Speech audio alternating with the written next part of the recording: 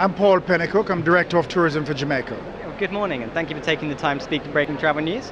We're here at ITB Berlin 2016, the first day of the show. Perhaps you could tell our viewers just a little bit about what's on your agenda for this year. Well, I guess in terms of what's happening in Jamaica and so on, the first thing I need to update you about, we recently had an election and we've actually had a change of government. And so the Jamaica Labour Party now forms the government of Jamaica, and there therefore has been a change of ministers. The Honourable Ed Bartlett, who was Minister of Tourism between 2007 and 2011, is back as Minister. He was sworn in on Monday, so he's now the Minister of Tourism again. In terms of how we've been doing as a destination, 2015 was another great year for us.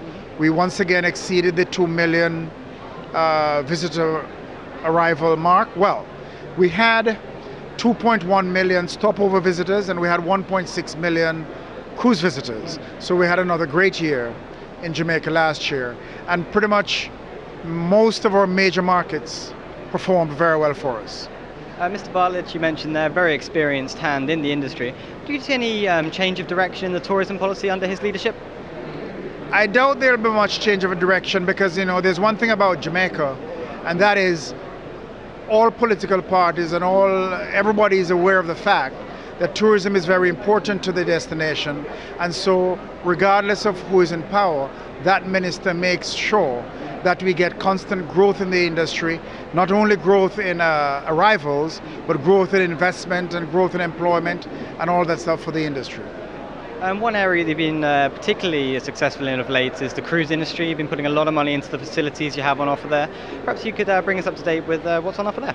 We've made major improvements in the cruise ports in both Ocho Rios and Montego Bay, and of course the Falmouth port is new still, and they have all resulted in our seeing tremendous improvements in the cruise industry, in the cruise visitor arrivals.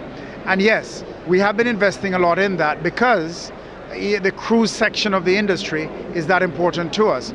Something else that I should mention, we're now finished with the north-south link of the highway that we've been building in Jamaica, and that is going to make a big difference, particularly with cruise arrivals into Ocho Rios, because cruise ship visitors or cruise ships arriving into Ocho Rios, those visitors will now be able to disembark, go down to Kingston, visit an attraction like the Bob Marley Museum, Trenchtown or something like that, Port Royal, and go back to Ocho Rios in time to sail at 4 or 5 o'clock in the afternoon.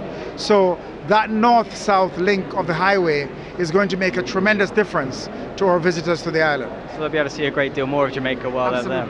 Perhaps you could tell us about the World Travel Awards as well. I believe you've been selected to host that event, and we're also recognised as the world's leading cruise destination. So you've got a close relationship with that organisation. Oh, absolutely. We've been the world's leading cruise destination for some time.